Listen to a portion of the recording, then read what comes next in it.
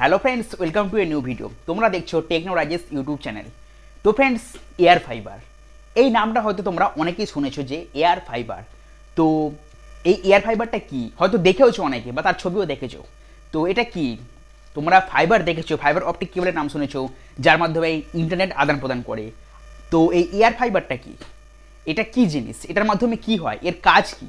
তো friends, air ফাইবারের ব্যাপারে সব তথ্য জানতে অবশ্যই ভিডিওটা স্কিপ না করে পুরোটা দেখবে, এবং যদি চ্যানেলের ফার্স্ট টাইম ভিডিও দেখে থাকো তাহলে চ্যানেলটাকে অবশ্যই সাবস্ক্রাইব করে যাবে, কারণ আমি এই চ্যানেলে টেকনোলজি রিলেটেড যে সমস্ত ভিডিওস হয় সেগুলো কিন্তু বাংলাতে আপলোড করি তোমাদের বোঝার সুবিধার জন্য।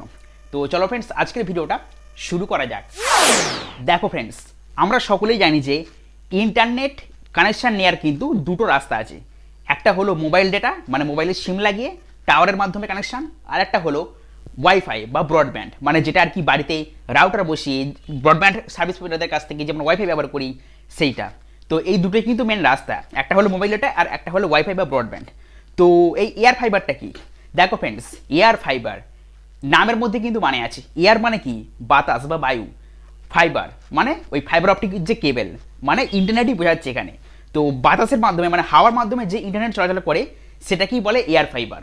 তো এমনি ফাইবার অপটিক কেবল তোমরা জানো বা নাম শুনেছো, দেখেওছো যে মাটির তলাতেই বিছানো হয়। মাটির তলাতেই বিছানো হয়, এক টাওয়ার থেকে অন্য টাওয়ারে কানেক্ট করা হয়, এবং সেখান থেকে কিন্তু আমাদের মোবাইলে কানেকশান আসে হাওয়ার মাধ্যমে। আর যেটা বাড়িতে ওয়াইফাই লাগে সেটা কি হয়, ওই বাড়িতে একটা কেবল এনে তার মধ্যে একটা ওয়্যার চলে আসে, যেটাকে বলে ফাইবার অপটিক কেবল। সেই কেবলটা কিন্তু এসে রাউটারের মধ্যে ইনবিল্ড হয়, এবং সেখান থেকে কিন্তু কানেকশান আমরা পেয়ে থাকি, মানে ইন্টারনেটের মজা কিন্তু আমরা উপভোগ করি। তো এইভাবে কিন্তু ইন্টারনেট চলে। আর 3 নম্বর যে রাস্তাটা সেটাই হলো কিন্তু এই এয়ার ফাইবার। তো এই এয়ার ফাইবারটা কি? দেখো ফ্রেন্ডস, এয়ার ফাইবারটা হলো একটা ডিস অ্যান্টেনার মতো দেখতে একটা অ্যান্টেনা, যেটা কিন্তু ছাদে লাগিয়ে রাখা হয়, এবং তার মাধ্যমে কিন্তু ইন্টারনেট আদান প্রদান করা হয়। এবার এই ইন্টারনেটটা আসবে কোথা থেকে? দেখো ফ্রেন্ডস, এয়ার ফাইবারের যে ইন্টারনেটটা, মানে সেই যে ডিস অ্যান্টেনাটা থাকে তাতে যে ইন্টারনেটের কানেকশানটা আসে সেটা কিন্তু দূরের কোনো টাওয়ার থেকে আসে। মানে সেই যে অ্যান্টেনার যে মুখটা সেটা কিন্তু দূরের একটা কোনো টাওয়ার থাকে, সেখানে সেই দিকে কিন্তু মুখ করে রাখা হয়। এবার সেখান থেকে কিন্তু কানেকশান আসে, মানে সেখান থেকে কিন্তু ইন্টারনেটের যে তরঙ্গ সেটা কিন্তু আসে হাওয়ার মাধ্যমে, আর সেটা কিন্তু ওই অ্যান্টেনা রিসিভ করে একদম ডিস অ্যান্টেনার মতোই।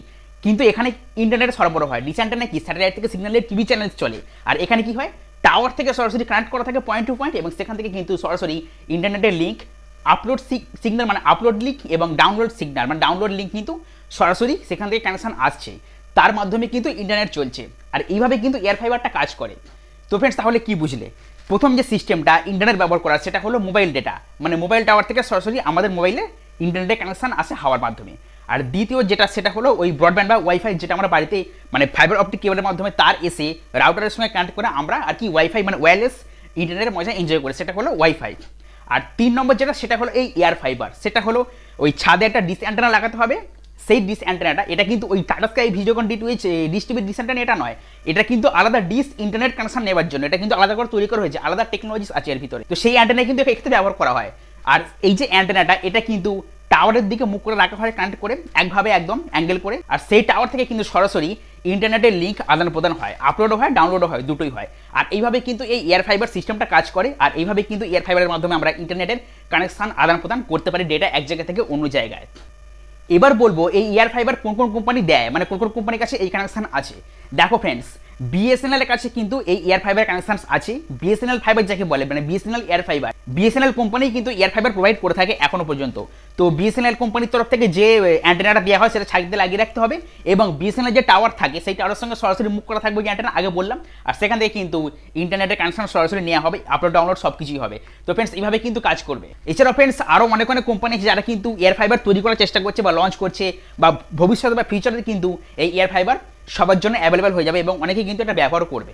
এবার বলবো এই ওয়্যার ফাইবারের ইন্টারনেটের স্পিড কেমন। দেখো ফ্রেন্ডস, যেমন আমরা ফাইবার অপটিক কেবল মানে ফাইবার কেবলের মাধ্যমে আমরা ইন্টারনেট পেয়ে থাকি বাড়িতে মানে ওয়াইফাইতে, সেরকমই কিন্তু এখানেও এই একই স্পিড পাবে, কিন্তু এখানে কি সেটা ওয়্যারের মাধ্যমে না, ওয়্যারলেস কানেকশান, মানে সরাসরি কিন্তু হাওয়ার মাধ্যমে মানে এয়ারের মাধ্যমে কিন্তু কানেকশান আসবে।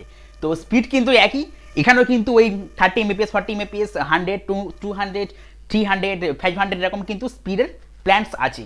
তো এখানেও কিন্তু এরকমভাবেই কাজ করে, আর স্পিড কিন্তু প্রায় সেমই ওই ফাইবার অপটিক কেবলের মতো, কিন্তু সেটা হলো ফাইবার অপটিক কেবল মানে ডাইরেক্ট ফাইবারের মধ্যে দিয়ে আসছে ডেটা, ওয়্যার্ড কানেকশন, আর এটা হলো ওয়্যারলেস কানেকশন, মানে হাওয়ার মাধ্যমে আসছে, বাতাসের মাধ্যমে আসছে। এছাড়া ফ্রেন্ডস এটাকেও কিন্তু ব্রডব্যান্ড বলা চলে, মানে এয়ার ফাইবার ব্রডব্যান্ড। ওটা হলো অপটিক্যাল ফাইবার ব্রডব্যান্ড, মানে ওটা ডাইরেক্ট ওয়্যার্ড তারের মাধ্যমে আসছে। এটা হলো কি এয়ার ফাইবার ব্রডব্যান্ড, মানে এয়ারের মাধ্যমে যে ব্রডব্যান্ডের সার্ভিস দিচ্ছে, ইন্টারনেটের সার্ভিস, মানে হাওয়ার মাধ্যমে যে আসছে লিঙ্ক, এটাই হলো এয়ার ফাইবার। এবার দেখো এই এয়ার ফাইবার কাদের জন্য দরকার বেশি? যেসব অঞ্চলে মোবাইলের টাওয়ার ভালো নয়, মানে দূর কোনো কানেকশন থাকে না, বা সেখানে কিন্তু ব্রডব্যান্ডের সার্ভিস পৌঁছায়নি, সেই সব অঞ্চলে, মানে যেখানে ইন্টারনেটের অবস্থা খুবই খারাপ, সেই সকল অঞ্চলে কিন্তু ওই বাড়িতে ওই ডিশ অ্যান্টেনা লাগিয়ে, মানে এয়ার ফাইবারের ডিশ অ্যান্টেনা লাগিয়ে কিন্তু এই এয়ার ফাইবার ব্যবহার করা যেতে পারে। মানে সেখানে কিন্তু এই সিগন্যাল পাওয়া যেতে পারে মোবাইল টাওয়ার থেকে, দূরের মোবাইল টাওয়ার থেকে কিন্তু এই এয়ার ফাইবারের সিগন্যাল পাওয়া যেতে পারে, এবং সেখানকার লোক কিন্তু আরামসেই এই এয়ার ফাইবার ব্যবহার করতে পারবে। এবং তাতে কিন্তু ওই ব্রডব্যান্ডের মতোই আনলিমিটেড ডেটা প্ল্যানও আছে, সেগুলো রিচার্জ করলেই তারা কিন্তু খুব সহজে আনলিমিটেড ডেটা ব্যবহার করতে পারবে উইদাউট এনি বাফারিং। এবার দেখো এই এয়ার ফাইবার কাজ করে কিভাবে। দেখো টাওয়ার থেকে যে কানেকশনটা আসছে, মানে ইন্টারনেটের যে আসছে হাওয়ার মাধ্যমে, সেটা ওই যে অ্যান্টেনার মতো জিনিসটা থাকে, মানে যে ডিভাইসটা থাকে, সেটা কিন্তু রিসিভ করে সেই সিগন্যালটাকে। সেই সিগন্যালটা রিসিভ করার পর সেটা কিন্তু তাতে ওয়্যার লাগানো থাকে, সেই ওয়্যারের মাধ্যমে কিন্তু আমাদের ঘরের নিচে কিন্তু রাউটারে চলে যায়। রাউটারে চলে যাওয়ার পর সেখান থেকে তোমরা সকলেই জানো কীভাবে ওয়াইফাই কাজ করে। তো রাউটারে গিয়ে কিন্তু সেখান থেকে তারপর ওয়্যারলেসের চারদিকে সেই কানেকশনটা ডিস্ট্রিবিউট হয়ে যায়। বা তোমরা লোকাল এরিয়ার যে ল্যান্ড কেবল, যেটা ইথারনেট কেবল, যেটা সেটার মাধ্যমে কিন্তু ওই ইথারনেট থেকে তোমরা যেরকম আর কি করে থাকো, মানে সেখান থেকে আর কি ল্যান্ড কেবলের মাধ্যমে যে ডেস্কটপে যে লাগাও, সেটাও কিন্তু তোমরা করতে পারবে, ব্যবহার করতে পারবে। মানে সেখান থেকে কিন্তু তোমরা ওয়্যারটা ব্যবহার করতে পারবে, এবং ওয়াইফাইয়ের মাধ্যমে কিন্তু তোমরা ওয়্যারলেসও চারদিকে ইন্টারনেট সেবা ব্যবহার করতে পারবে। আর যে কোম্পানির এয়ার ফাইবার লঞ্চ করা হবে, সেই কোম্পানি সেই ডিভাইস তো তৈরি করবে, আর সেই কোম্পানির টাওয়ার থেকে কিন্তু সেই কানেকশন তারা নিতে পারবে, তবে কিন্তু এটা পসিবল। যেমন বিএসএনএল এটা করে আসছে, বিএসএনএল সার্ভিসও আছে ইন্ডিয়াতে, এবং বিএসএনএল এর সব প্ল্যানও আছে, এবং অনেকে কিন্তু ব্যবহারও করে। তো বিএসএনএল সার্ভিস তারা এটাই করে যে তারা বিএসএনএল যে টাওয়ার থাকে সেখান থেকে কিন্তু তার কানেকশন পৌঁছে ওই এয়ার ফাইবারের অ্যান্টেনাতে, আর সেখান থেকে কিন্তু সরাসরি তারটা গিয়ে রাউটারে ঢোকে, এবং সেখান থেকে কিন্তু চারদিকে লোকালি ডিস্ট্রিবিউট হয়ে যায় ওই ইন্টারনেটটা। তো এভাবে কিন্তু বিএসএনএল এয়ার ফাইবার কাজ করে। আর ভবিষ্যতে কিন্তু বিএসএনএল ছাড়া আরও অন্য কোম্পানিও এমন হবে, তারা কিন্তু ওই এয়ার ফাইবার নিয়ে আসবে, এবং অনেক লোকই হয়তো এয়ার ফাইবারকে তাদের নিজেদের করে নেবে। এবার বলবো এর ইনস্টলেশন কস্ট কত। দেখো ফ্রেন্ডস, এর যে প্রাথমিক ইনস্টলেশন খরচ, এটা কিন্তু অনেক দামি হয়। মানে প্রথমে কিন্তু যখন আমরা ফাইবার অপটিক কেবল বাড়িতে ইনস্টল করি বা ওয়াইফাই যখন লাগাই, তখন যেরকম খরচাটা হয় এখানেও কিন্তু সেরকমই, কারণ এটাও কিন্তু একটা ব্রডব্যান্ড সার্ভিস, কিন্তু এটা ওয়্যারের মাধ্যমে নয়, সেটা ওয়্যারলেসের মাধ্যমে। এটা তো যাই হোক, এখানেও কিন্তু প্রাথমিক যে খরচাটা হয়, মানে প্রাথমিক যে ইনস্টলেশন চার্জ, সেটা কিন্তু একটু কস্টলি পড়ে যাবে, মানে দামি পড়বে।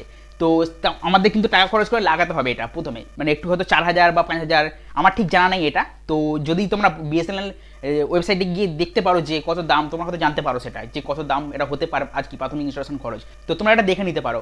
তো প্রথমে একটু কস্টলি হয়, আর তারপরে পরে কিন্তু যেরকম আমরা ওয়াইফাই যেরকম রিচার্জ করি 500 টাকা 600 টাকা, যে যেরকম রিচার্জ করে আর কি, তার প্ল্যান হিসেবে, প্ল্যান মাফিক তো পয়সা হয়, সেরকমই কিন্তু এখানেও রিচার্জের প্ল্যানস আছে, মোটামুটি একদম সেমই, মানে ব্রডব্যান্ডের মতোই, মানে ওয়্যার্ড ব্রডব্যান্ডের মতোই এখানেও কিন্তু প্রায় সেম এয়ার ফাইবারে।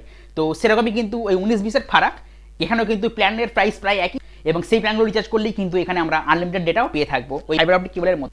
তো ফ্রেন্ডস, তোমরা নিশ্চয়ই বুঝতে পারলে যে এয়ার ফাইবার হলো এমন একটা মাধ্যম যেটার মাধ্যমে কিন্তু ইন্টারনেটের পরিষেবা আমরা পেয়ে থাকি। এটা কিন্তু ওয়্যার্ড না, এটা হলো ওয়্যারলেস, সরাসরি কিন্তু মোবাইল টাওয়ার থেকে আমরা ইন্টারনেট পেয়ে থাকি আমাদের ঘরে বসেই। আর এভাবে কিন্তু এই এয়ার ফাইবার কাজ করে, এবং আনলিমিটেড ডেটাও কিন্তু প্রোভাইড করে। তো ফ্রেন্ডস, এই হলো এয়ার ফাইবার। তো যদি তোমাদের আরও কোনো ডাউট থেকে থাকে, বা মনে হয় যে আরও কিছু জানার বাকি আছে, সেগুলো তোমরা অবশ্যই কমেন্ট বক্সে মতামত করবে, কিন্তু সেই ব্যাপারে অবশ্যই ভিডিও বানাবো। এছাড়াও অন্য কোনো টেকনোলজি রিলেটেড জিনিসের ব্যাপারেও জানার থাকলে কমেন্ট করবো, আমি কিন্তু সেই ব্যাপারেও ভিডিও বানাবো। আর যদি এই ভিডিওটা ভালো লেগে থাকে তাহলে অবশ্যই এটা লাইক করবে, ভিডিওটাকে সবার মধ্যে শেয়ার করবে। আর যদি চ্যানেলে ফার্স্ট টাইম ভিডিও দেখে থাকো তাহলে চ্যানেলটাকে অবশ্যই সাবস্ক্রাইব করে যাবে, কারণ আমি এই চ্যানেলে টেকনোলজি রিলেটেড যে সমস্ত ভিডিও আছে সেগুলো কিন্তু বাংলাতে আপলোড করি, যাতে তোমরা পুরো ব্যাপারটা ক্লিয়ারলি বুঝতে পারো। তো চলো ফ্রেন্ডস, আজকের ভিডিও ছিল এই পর্যন্তই, আবারও ফিরে আসবো অন্য কোনো ভিডিও নিয়ে। তো ততক্ষণ তোমরা ভালো থেকো, সুস্থ থেকো, নিজেদের খেয়ালে রেখো। ততক্ষণ জানাই গুড বাই।